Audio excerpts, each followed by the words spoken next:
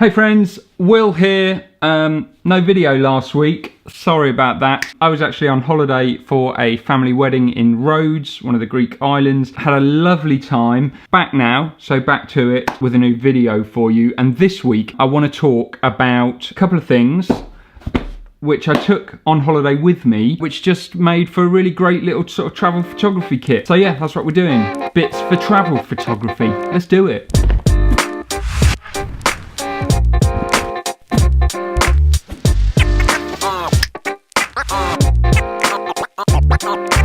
Yeah, as I said, last week I was away in Rhodes, had a really nice time, really nice to just sort of power down for the week. And this is always a tricky one. I don't know if you can agree with this, let me know in the comments down below if you can relate to this, but when I spend so much time normally in front of a screen or behind a camera, it's always tricky when you're on holiday because part of me wants to completely unplug and not do anything screen related, forget the camera, leave it at home, not do anything. But part of me in that downtime, that's exactly when, if I've got my camera with me, then I can just take my time with things and just, you know, pick up the camera for the pure fun of it rather than it being a client project or a deadline to get a video out or something finished.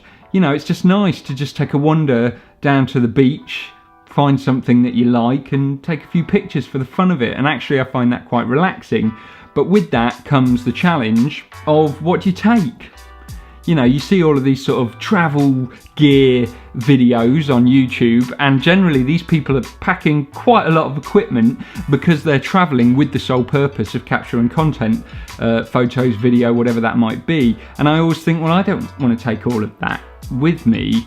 So I put together a really stripped down setup to take away with me, and a couple of things here. So first of all is this bag. I got this bag, I can't remember if I bought this off Amazon or eBay, but it was like £7 for this. And what this is it's kind of a camera bag insert, and let me open it up for you. Just get that out of the way. So this, right, is fully padded on the inside. It's got like this ripstop sort of I don't think it's waterproof, but like splash proof material. It's got this nice handle on the top. And I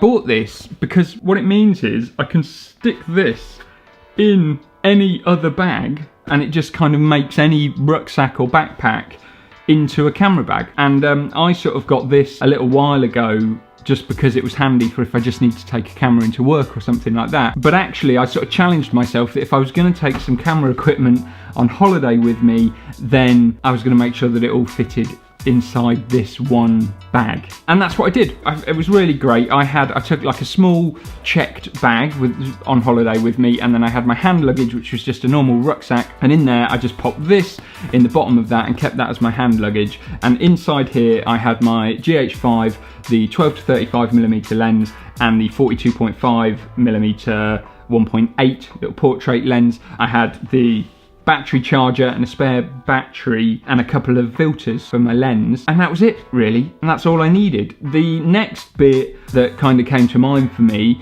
was if I take my camera on holiday, I take a few nice snaps, I'm going to want to review those pictures and probably edit them. That's kind of part of the process for me. I didn't want to take my camera and then have to wait until I get home to have a look at all of the pictures. And, you know, by the pool on the sun lounger, what better setting than to sort of edit a few pictures. But I'm not going to take my laptop on holiday with me, that's for sure. That's a terrible idea for trying to, you know, chill out from screen time. So I kind of had to have a think about that, and what I came up with was this. And this is an Apple dongle. Is that what we call these now? I don't know. But this is a Lightning to SD card reader. Now I bought this at the airport and I definitely paid over the odds for it. I mean, it's the official Apple adapter. I think this was £25. They're always ridiculously overpriced, these adapters, let's be honest. And I know that you can get a cheaper version of this from Amazon. I'll link one down below for you, non-official, but certainly this official Apple one I've had great results with, and again I'll put a link to this down below as well so you can compare the different options. But what this enables you to do is it enables you to take your SD card straight out of your camera. So for example, I went down to the beach one day, took a few nice pictures and wanted to edit them straight away, get them onto Instagram, share them with people, whatever. Take the card out of the camera, stick it into this card reader and put that straight into my phone, and I'm using the iPhone 8 Plus, and then import them. And then using Adobe Lightroom CC Mobile, I'm able to import the raw images directly from my GH5 and edit away. You can be quite selective about what you edit. You can review them, delete them if you want to, edit some images, export them, full quality, amazing.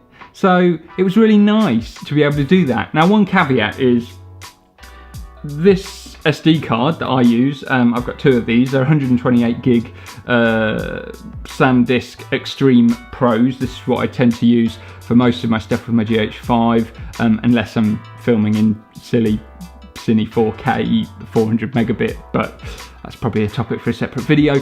So these are 128 gigs. I've got two of these. I normally write to both card slots, but my phone is only 64 gigabytes. So, and generally I've got all sorts of crap on my phone, so I haven't even got a fraction of that available. So that's the one thing that obviously if I'd have gone out, snap happy, and captured 100 gig of photos, there's no way I can import them all onto the iPhone.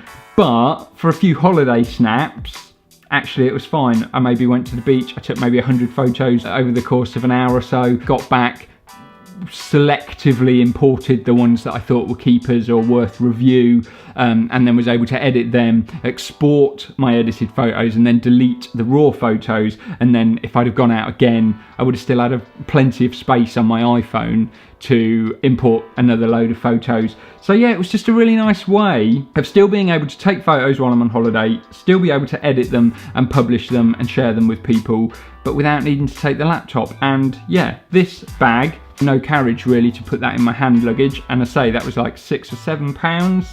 Amazing. So really recommend that, and I'll put a link to the one that I got in the description. And this adapter, what a game changer. Take photos on my proper camera, raw files, import them straight onto my iPhone into Lightroom and edit away. And so nice to do that. So yeah, I just wanted to share that with you really. Let me know if you've had any experience using one of these devices, or what your workflow is when you want to do some travel photography. And also, please let me know if you can relate to this, because, you know, I love photography and I do photography for money, but also I find that photography is a really nice way to relax, and I do struggle with that kind of like, how do you sort of turn it off, you know, when do you put the camera down? And for me that is kind of like, well, there's different degrees of photography, and it's really nice sometimes to just take photos for fun, and you know, and just with no pressure of kind of client expectations or deadlines.